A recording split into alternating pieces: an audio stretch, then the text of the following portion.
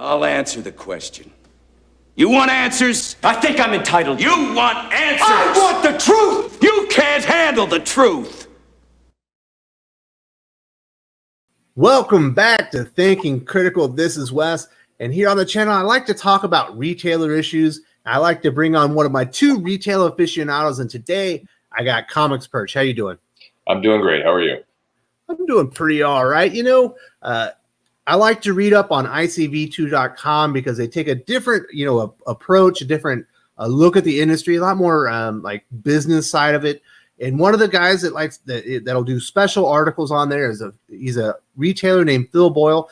I'm kind of assuming you might know him. You might not. Nope, definitely.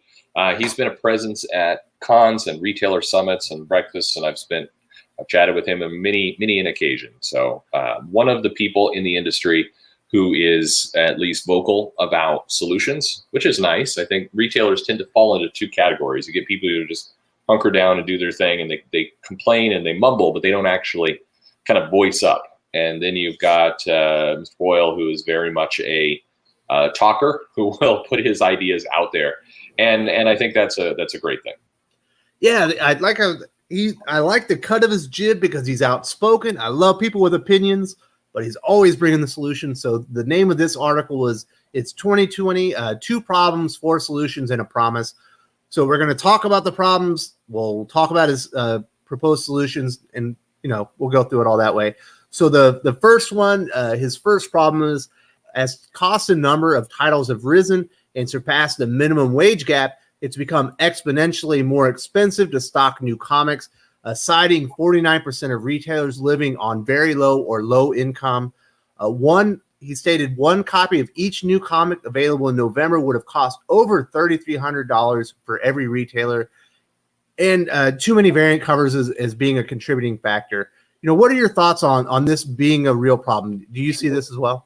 It is, yeah. I think he's mixing a couple things together here, and it almost would have been. I understand the simplicity of writing an article, and you want to, not make things too complex. You'll lose people, but there's a few different elements, and he made a mention of, in another part of his argument that, the people who have the least ability. The bottom line, the people who have the least ability to take risks are expected to take the risk, the biggest part of the risk, and that's the retailers are in the worst part of the value chain. I mean, the publishers are putting out comics, but they have a lot of control. They control what they can do and where they can send and how many variants they want to do. I mean, they control all of that. And then Diamond's taking on a bit more risk, but still they're just a middleman. They're not necessarily laying out cash in advance to the level of the retailers. The retailers, on the other hand, are expected to take the large bulk of the risk.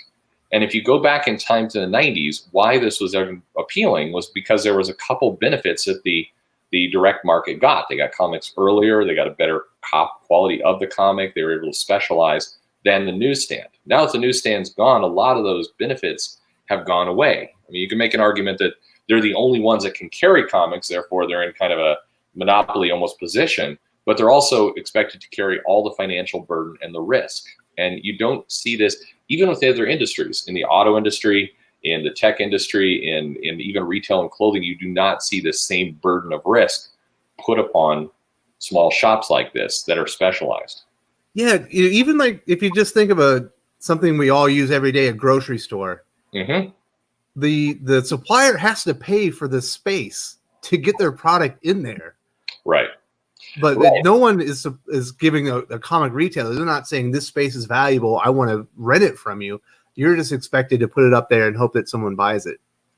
Well, exactly. And there's a lot of conditions with these other markets where if the product is delivered damaged or broken, then it's the shipper's responsibility to get that fixed. I mean, there's a lot of aspects to this where the comic shop is really put in a position of, if something comes to you incorrectly or wrong, or we don't ship it on time, there's no penalties. If you don't receive a box because somebody didn't pack it correctly, which happens on a regular basis, it's not like you're reimbursed for the loss of business for that week. You're just, you're expected to actually hound the distributor to find the material. So you go to this problem that he's got here. Yeah, I mean, the burden is too expensive. And the key phrase here is, the group the group that is the least information about the book. I've made many complaints on my channel about poor solicitation and poor marketing, and it's only getting worse. 2020 so far is starting off with the worst solicitations I've seen in 30 years. So you're expected with no information to get the book and then hope that something will sell. And with incentives, you're hoping this stuff sells well. And a lot of comic shops have moved to a world where they'll order the minimum number for a variant, knowing that that bulk of comics will just go in the garbage or go to half, or just it won't sell, put it that way. And because the retailers have acclimated to this is a huge sign that there's a problem. I mean, imagine going to a Toyota dealership and the Toyota dealer is buying a special limited edition car and having to take 50 other cars in inventory that they know the market won't buy, but they're just buying them for this one car. That doesn't make any sense. This business does not make sense in that regard. So he's absolutely right with that problem. Yeah, in the military, we called it accountability. It sounds like there's no accountability. No accountability. And it's also, it's because in the big publisher side of the world, this is not their top selling product. So therefore it flies under the radar of needing to really perform to any real expectation. And Diamond's kind of in the middle, just shuffling things from one side to the other. So nobody is expecting it to do really well. And so they don't necessarily, there's no motivation to fix it on the publisher side. That's the big problem. So, Phil Boyle, basically put out two solutions. I'm going to name off real quick. Number one, returnability, which is a hot button issue. And number two is kind of a dirty word, especially in comic books, YouTube, overships. Yeah. I think so. What's interesting is I think he nails the problem really well. And then in the solutions, let's hit overships first. I mean, as I've said, again, I've done on my channel, I'm not plugging my channel, but I've talked about some of these topics a lot. Overships are kind of a red herring. They're a problem, but if I'm doing the kind of Family Feud style top 5 problems, it wouldn't hit that list because financially it's just not the biggest concern. Now, what Phil's talking about here is a little bit different. He's saying let retailers sign up for automatic overships. So that's interesting. That's basically saying the issue is not overships. It's more that the publisher is accepting information from the retailer. The retailer is saying, hey, I've got a market for more of this. You provide me more of your product. That's really what's going on. Overships is kind of just a detail there. But imagine a world where the retailer could sign up for additional marketing or to say, hey, I'm seeing a really big run in my area with Vertigo books or something that's not, DC, not your core, but part of the fringe of your, for whatever reason, my shop's selling those real well. So I need overships on those. I need marketing on that. I need something to boost that part of the business. It's about information. And I think that's really solid and a smart idea. Beyond it also sounded like he was asking the publishers to assume some of the risk. He was. So in solution number one, he's talking about certainly returnability. And the challenge here is that he said, publishers be our partners. We need, as a retailer group, to get a lot more specific about what partnership means. And unfortunately, I think we also need to realize as retailers that giant mega corporations are never truly going to be our partners. It's not in their DNA to even know what that means. So we need to make sure that we're giving the right suggestions as how do you partner with us well? How do you help? Returnability, absolutely. We've talked on your channel before around an incentive program where the first issue or the second issue is 100% returnable as a way to kind of juice the market and why the big publishers need to do that. There's a lot of solutions there. I do agree publishers need to be our partners, but I think on the retailer side, we need to do a better job of understanding what that even means. How do you partner with a mega corporation and how do you even have that interface? So let's talk about the second problem he named out. And this is something that's just starting to trickle in. I didn't even realize it was a problem, but I'm seeing it a lot more. I'm seeing it from different places. Comic shops have become the showrooms for online discounters, and that basically selling comic and trades at discount online has made the products, they're perceived to be less valuable now. And I guess there are reports that people will go into their local comic shop, take pictures of the stuff that they want, then they will go online to eBay, to Amazon, and find them, at 50% discount or more. Mm-hmm. Yeah, it's this is a problem. This is a major problem, and it's one that we have not yet begun to even hit. I think if you think in his article, he's talking about we become the showroom. You have no idea. In the next 2 to 3 years, it's going to get astronomically worse. And I'll put it to you this way, not that they would ever do this, but imagine a world where Amazon signs up to become a, quote unquote, online retailer through Diamond. I don't know why they would do it, but let's say they decided to do that, and they just ordered more comics than any other shop combined. They put it up on their site. They offered a subscription service, which would be for them technically trivial to do, and they could sell comics at 40% discount to Prime members. All those things could be possible today if they were motivated to do it. If they were to do that, you would see half of the comic shops in the country disappear within the course of 6 months because it would just price them out. And unfortunately, like you see with a lot of brick and mortar retailer shops, there is a convenience to just sitting at home saying, click, click, and then off it just arrives at your house 2 days later. It's appealing. So this is a big, big problem. I think the line he says right at the end, which is, why aren't books viewed as worth cover price? That is the true problem. Yes, being a showroom is a problem, but the true problem here is that publishers have jacked the prices of their books to a point where the readers, the buyers, are accepting it, but they don't value it at that cost, and nobody does. And that's why this whole thing is happening.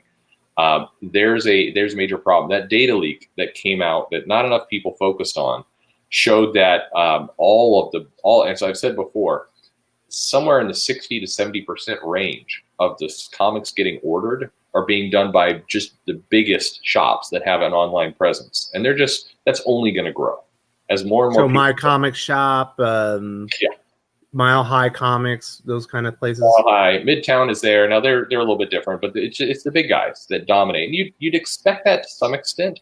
But the canary in the coal mine is all of those shops are doing online. And again, he mentions in an article, and I agree, it's very easy to say, well, why doesn't every shop sell online? Well, as a small business, we've seen with other brick and mortar shops, it's not just, you don't just turn on the switch and you sell your stuff online. A lot of these business owners are small, own one shop. The idea of running an online commerce site, that's ridiculous. It's not going to work. You're going to get, how are even people going to find your shop? You don't have the ability to play SEO games with Google. That's a full-time job in and of itself. So he offers up, 2 solutions for that. One being minimal advertised pricing and comic store exclusive, basically better versions of the comics exclusive to comic retailers. Yeah, minimal advertised pricing is interesting. It won't. That a lot of other businesses do that. A lot of other segments and things in retail have done. Minimal COGS and MSRP pricing and all the rest of that kind of stuff. I don't think it would be easy to implement, and I'm not even sure you could accomplish that. I think there's enough ways around it that the big guys would just be able to skirt that.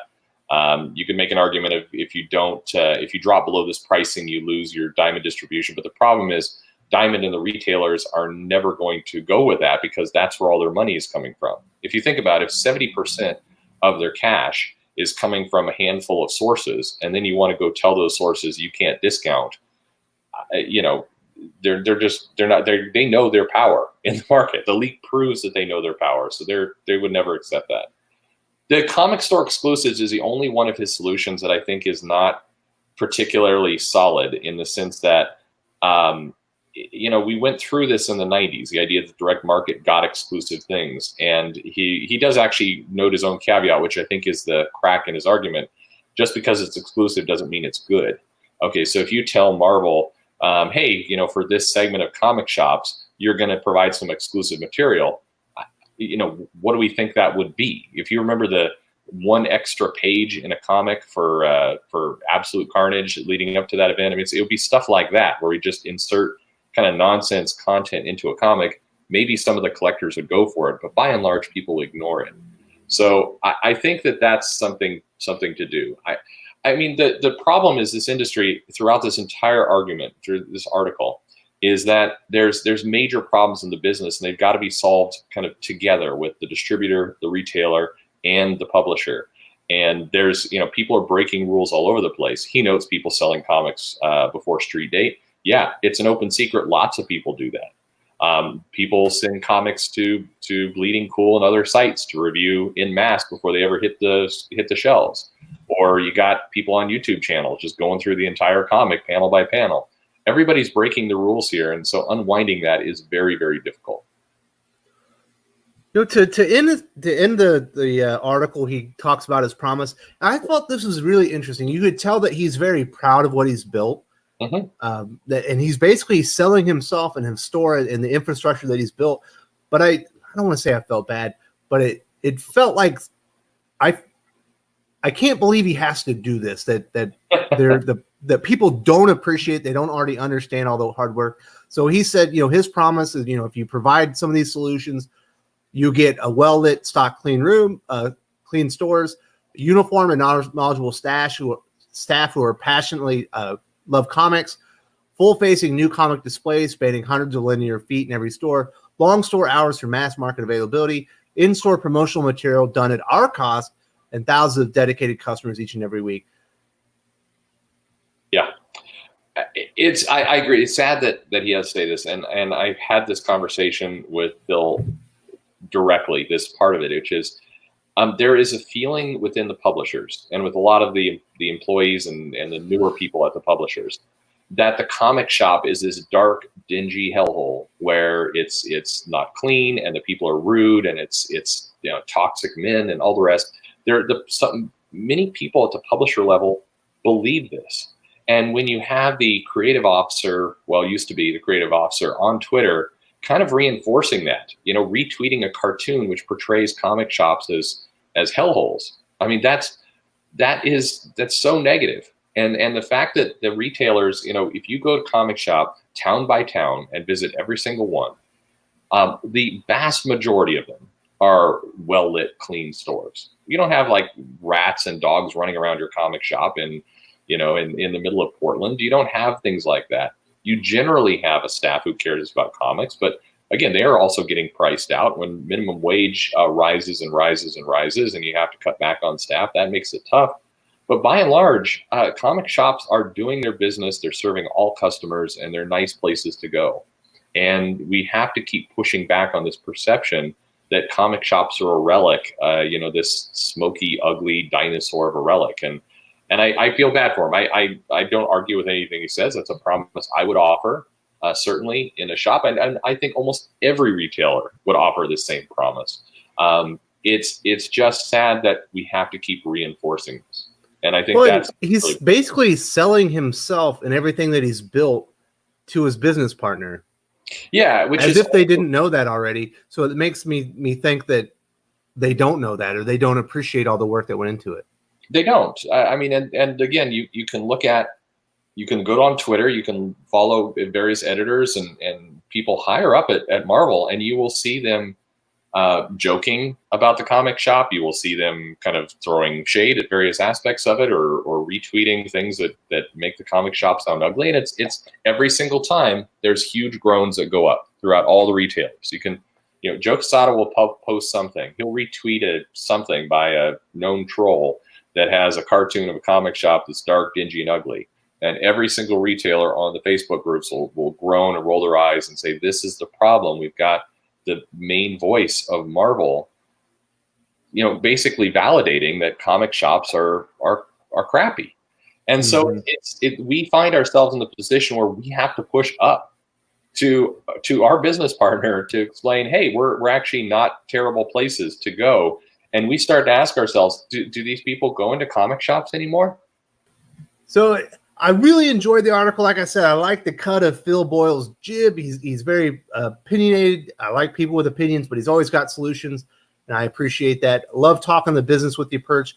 Yeah. Really appreciate your perspective and your knowledge and all your expertise on this subject.